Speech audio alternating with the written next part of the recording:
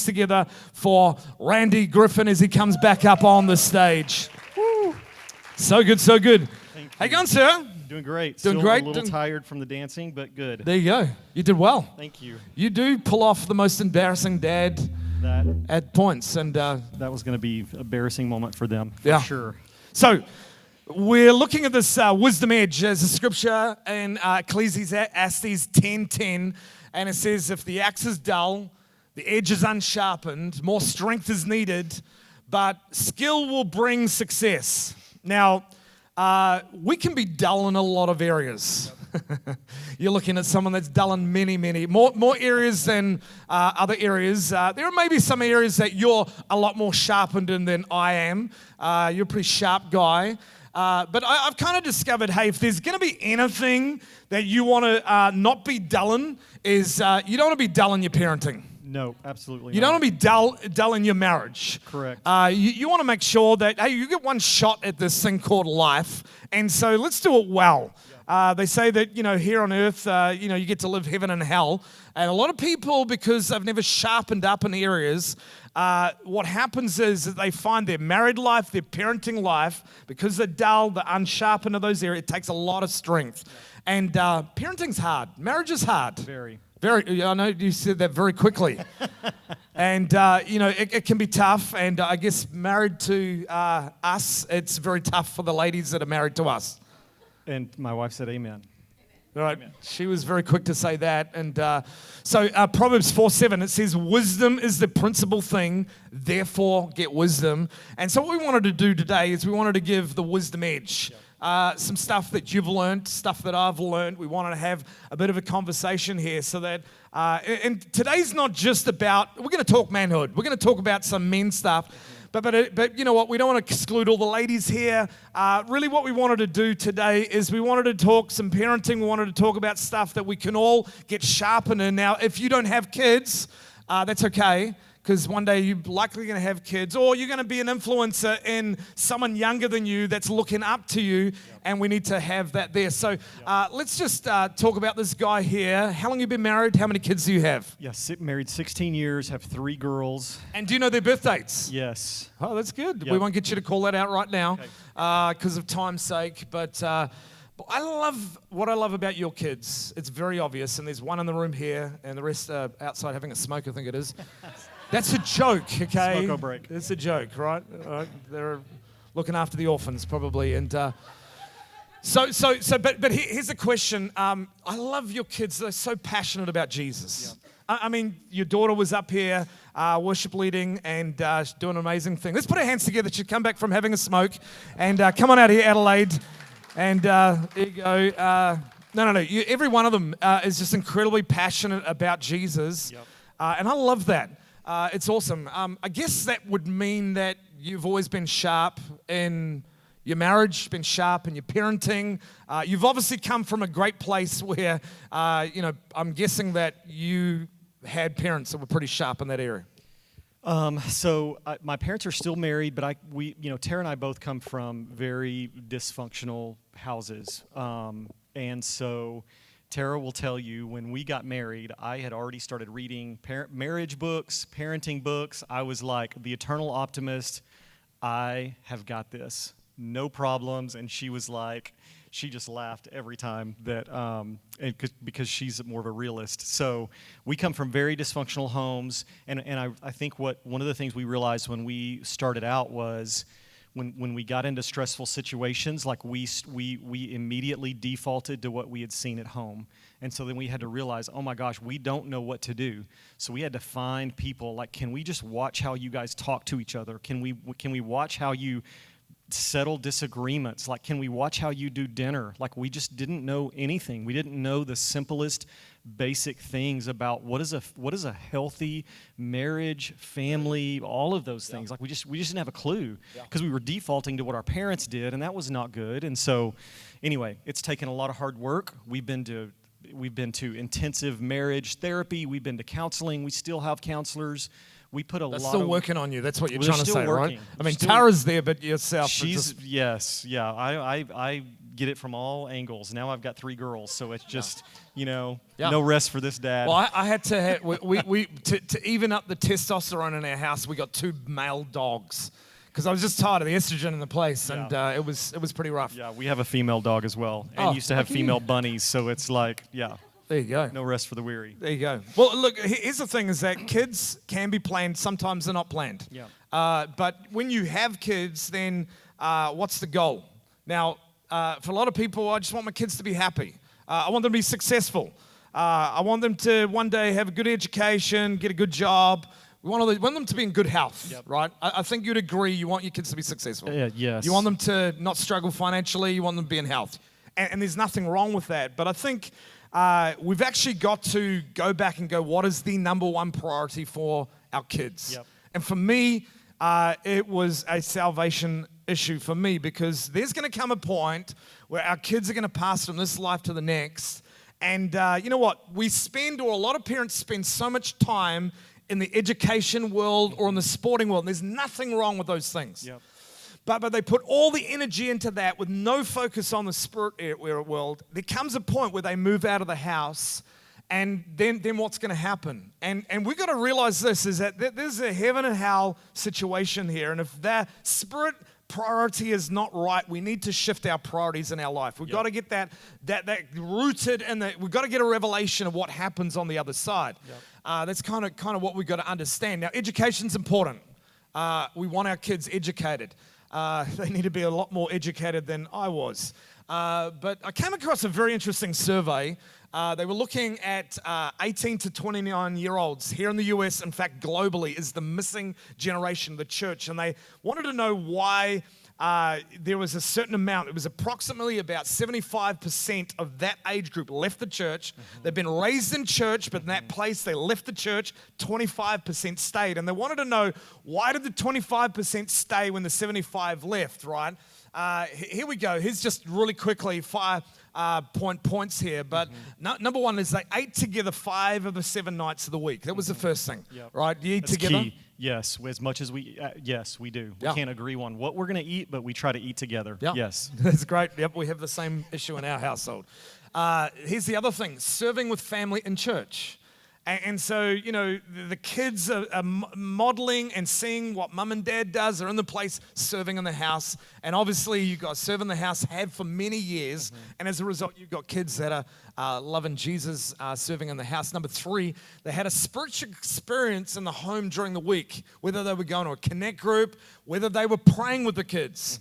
I remember as a dad, there wouldn't be a night that went by without us, for many, many years, where we would put them to bed, and we would pray. Yep. Sometimes we read the Bible. Sometimes we told them a story. That's kind of what we would do in that space. Number 4 is that they were encouraged to take on a responsibility of ministry at an early age. And so, I was thinking about, when I was putting this together, Barron and Morgan right now. Here they are, parents. Give us a wave so everyone can see who you are. Parents of 3 amazing daughters. And every week, one of the jobs that are entrusted with is putting dots. Now, if you've ever walked down to the kids area, you see these little patches on the ground. Well, their job to go and drop it on the ground, space it out. It's their job to pick it up all the way through. And so, hats off to you. Give these guys a hand, right? The last thing is they had another focused adult in their lives that weren't their parents, that were great spiritual role models in their life. Yep, so important. And I'm sure you've had role models for your kids. I know that we've had many youth pastors, kids pastors that were in their life at different stages of their life. Yep. Proverbs 22 and verses 6, a question I've got for you right now, but it says this. It says, train a child in the way they should go. Or it says here, in the way he should go, and when he is old, he will not depart from it. What does that mean to you? Yeah, that's a great question. And Tara and I spent some time just talking through these last night as well. Each child is a gift from God. They're on loan to us. And I love the salvation thing. One of our first mentors, I remember when he started praying for Adelaide, and he was like, Lord, I just pray that her name is written in the Lamb's Book of Life. Like, that was the first prayer. So that salvation thing is key. Wow. And then the next thing is the great commandment that Jesus, the commission that Jesus gave us was to go and make disciples.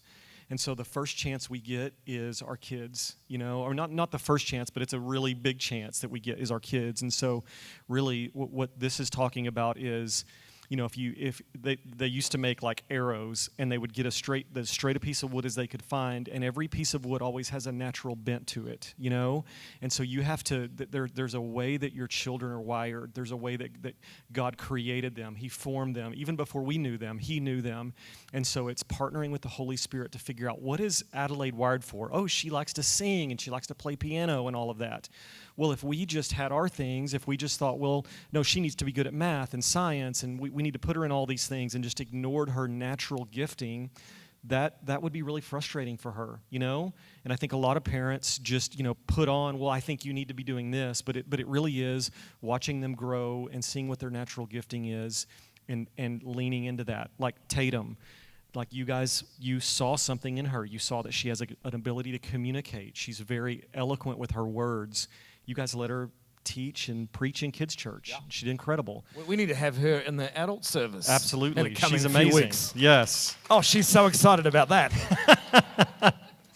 So, and I think another thing that when we talked about last night is, just because Adelaide is a worship leader and Tatum can preach and all of that, we don't want that to be their identity. We want their identity to be in that they're daughters of the King. That's number one. And then off of that, like, this is your identity. And now there's things that you can do. So what they do flows out of who they are. They're human beings, not human doings. Yeah. So. Love that. So find the seed in them and raise them in that space. Yep. Now, there are some, general things like I want my kids to know how to read the Bible, and all our kids need to learn that stuff. Yep. We want them to be in the house of God, and so, you know what, we're bringing them down the house. I remember as a late, early teens, I got to that age where it's like, I don't want to go to church, Mum. And they're like, well, that's fine, you don't have to go to church, but you're coming to church anyway. Right. And it was just like, they made it out, like they were the boss, and if you don't get ready, we're going to drag you in your pajamas. Yes. And I had the most ugliest PJs, the last thing I wanted to do, and there were days I tested that, yep. and sure enough, they dragged me even when I wasn't dressed properly, but I had to be down in their place there because they were training me in the way I must go. Yep. Question though, just talk marriage. Yep. How important is a good marriage when it comes to parenting? Oh, man, it's so important. So a couple of things I wrote here was, we talk about God being the center of the family, which is what you kind of talked about, but most parents, like I think if you look at the way, especially in North Texas, I used to be a family pastor at a bigger church and dealt with this a lot, but if you look at the way families are set up, most families prioritize their kids first. Like it's the kids' sports, it's the kids' activities, it's the kids' schools, it's all of those things come before the marriage, they come before God. If you can believe that or not. So marriage is important because kids need that. They need to see a husband and wife that are in agreement, that love each other, and that put each other first before the kids. If the kids think they're more important than the spouse, then all they're going to do, they don't want to, but naturally they're going to divide. They know. They're like, we watch Jurassic Park. They're like the little raptors, divide and conquer, know? So, marriage is important because that marriage is what gives kids, even though they don't know it when they're younger, it's what gives them their security. When the mom and dad are in unity and it takes a lot of work. Oh, yes. Yeah. I noticed how you delayed that one.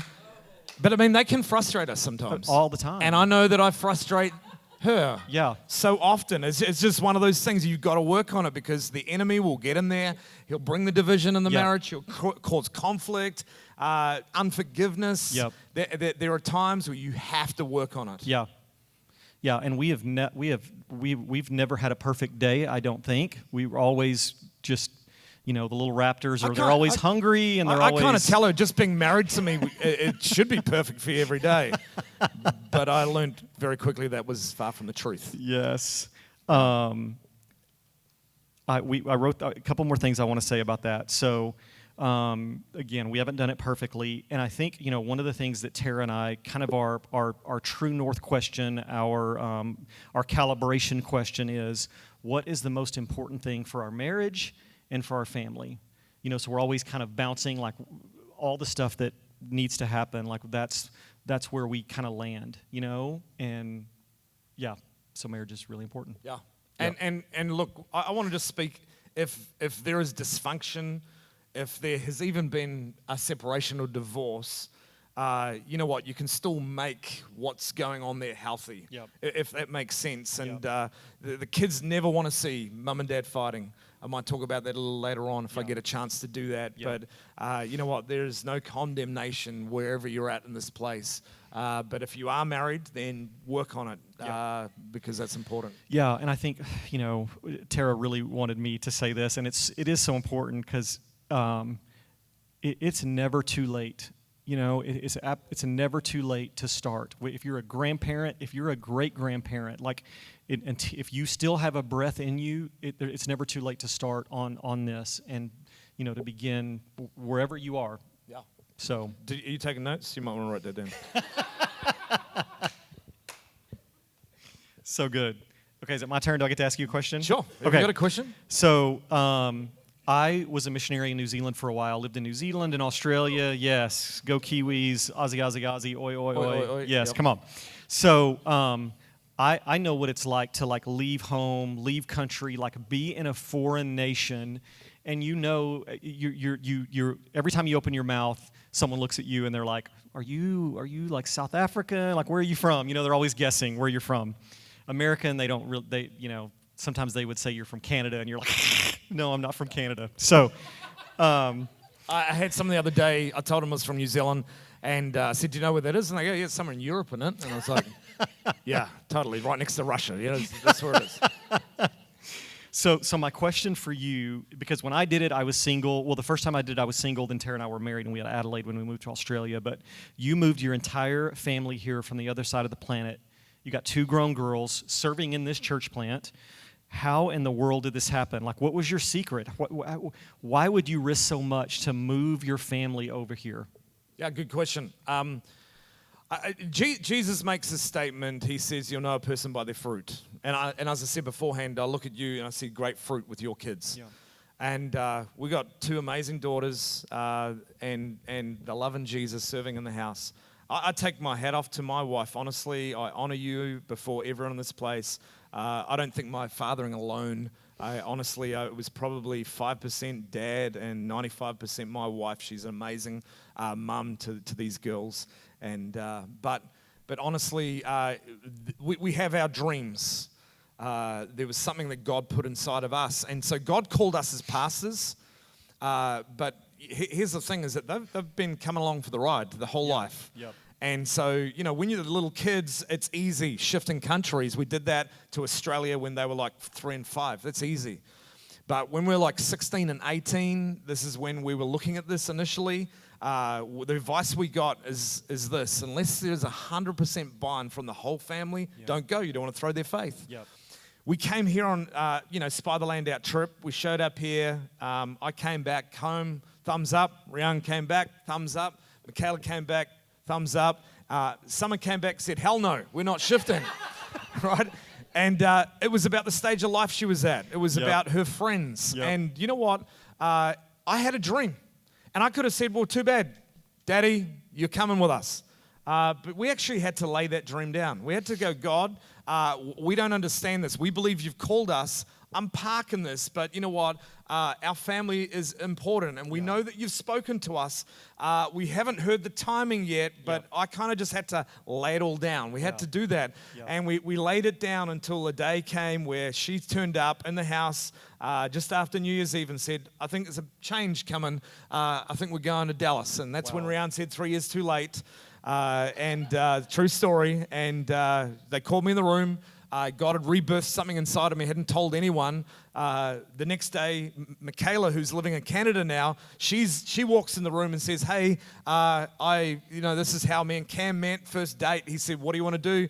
When you're a little older, what's your dream?" And she said, "I want to plant a church in Dallas." They're like, "Quick, get Dad in the room." Now 4 of us in agreement. Wow, that's amazing. Then everything started, and that's when God sort of started the transition of getting us here. Yeah. And so, you know what? We've had to, navigate that, but we've come here to bring healthy marriage, healthy family, and, bring Jesus to a city that has already got Jesus, but another, I guess, style.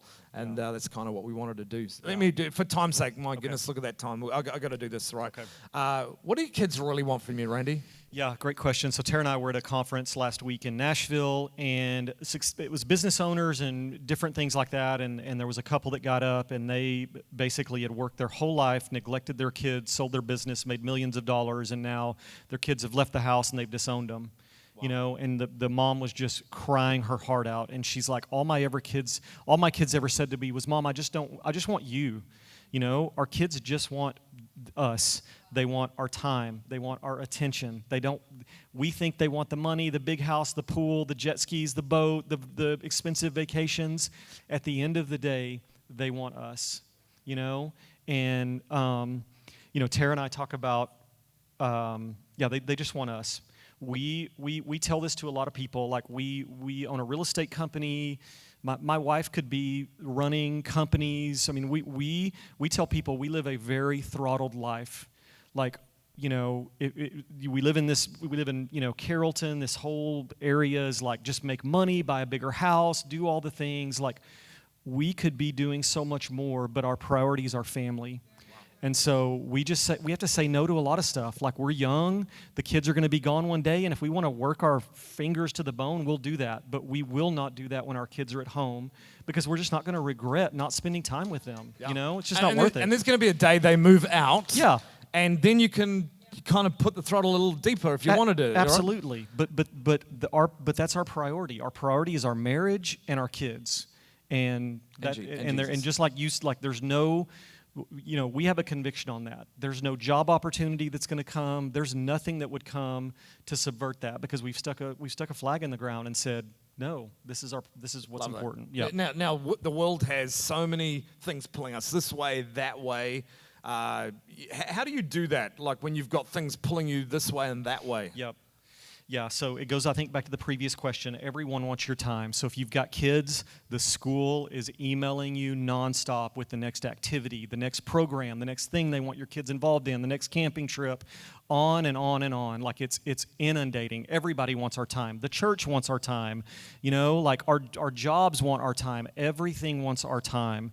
And so even the kids have an opinion on what they want to do, right? So it's like a nonstop. So really, like, what our thing is, just like we had talked about earlier, I think Barron mentioned it, but out of James, it says, if any man lacks wisdom, you know, let him ask in faith, believing that he's received. Otherwise, you're tossed to and fro. So we really just sit down, and we have to have the wisdom and the wisdom of the Lord, the Holy Spirit, to figure out how we spend our time, you know? Otherwise, you're going to be tossed to and fro. Yeah.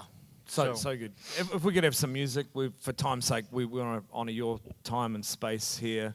We'll just quickly move ahead, but just some things that I just quickly want to drop is this.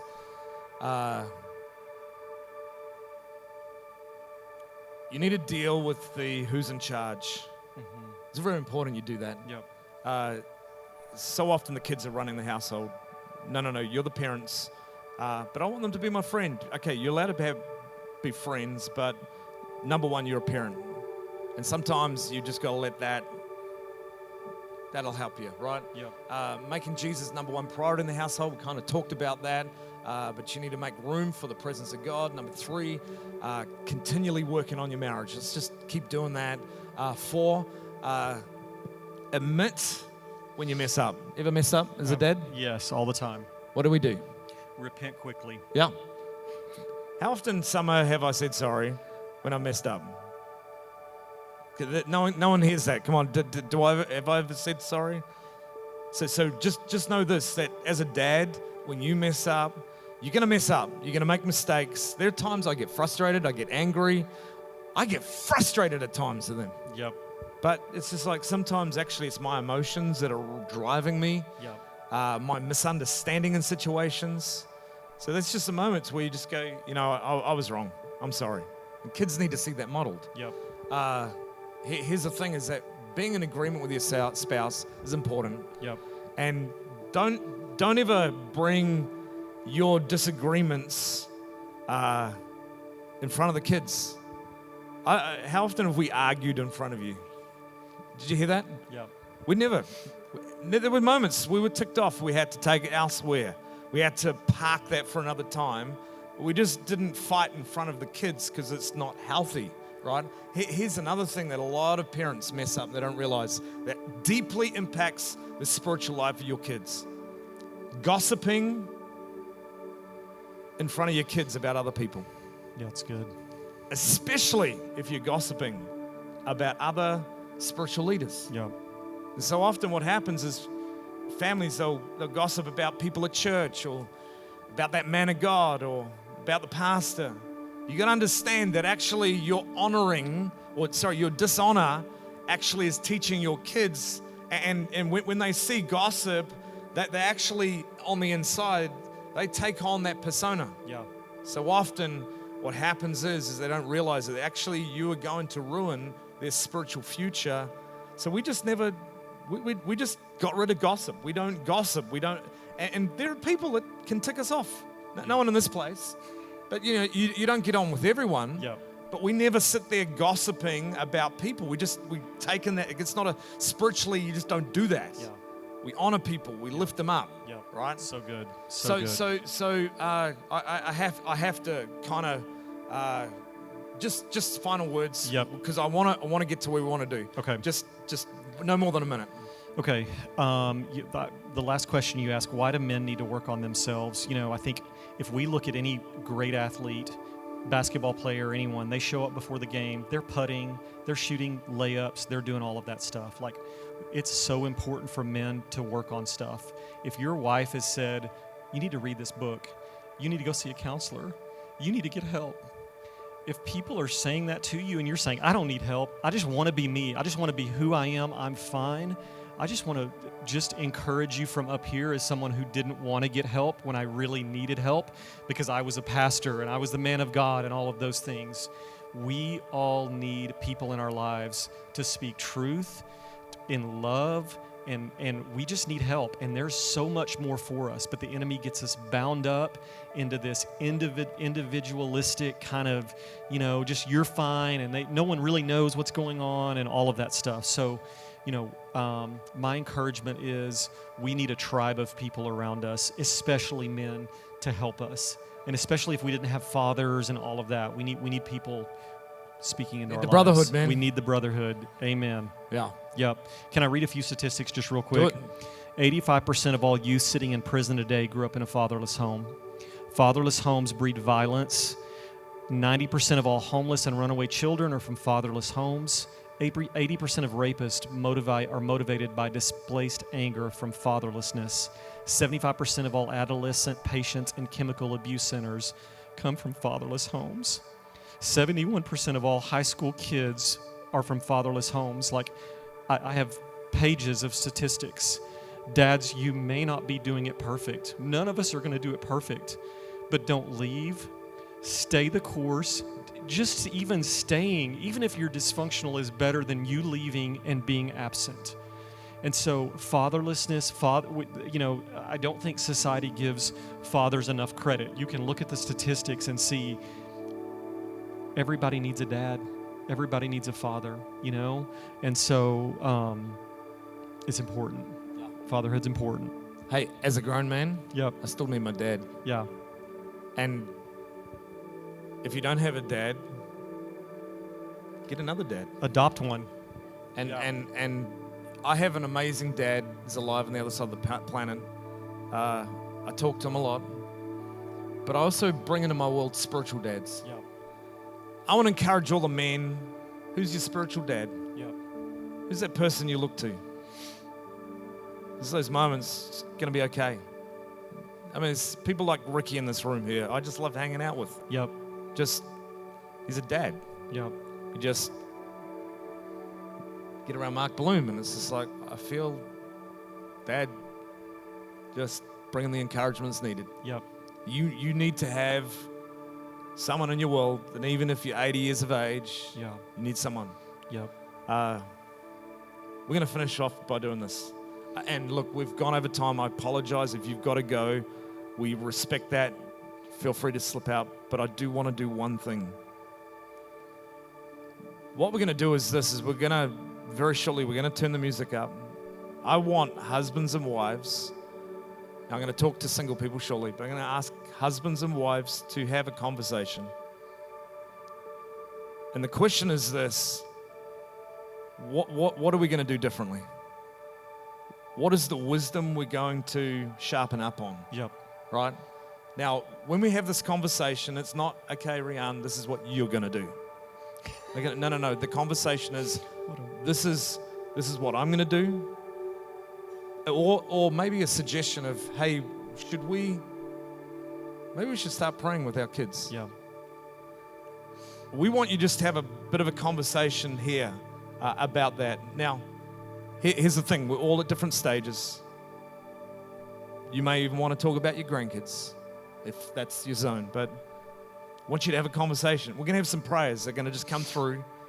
While you're talking in your seats, just going to come through. Lay hands on you. And just wait for someone to come. You're going to pray. When they pray for you, stop talking. It's kind of rude. That was a joke. And but just receive that prayer.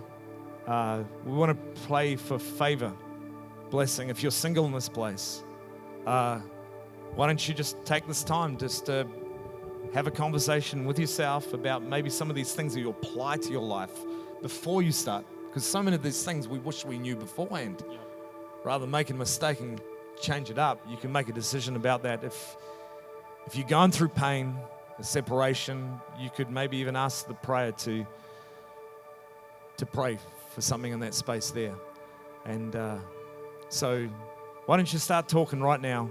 And whether you're talking with your spouse or talk to God right now. But let's turn that music up. I'm going to ask Mark and Debbie. I'm going to ask Andy and Alex, Randy, and Tara, Pastor Rian, Pastor Angela. If you wouldn't mind just walking through, laying hands on people, that would be incredible.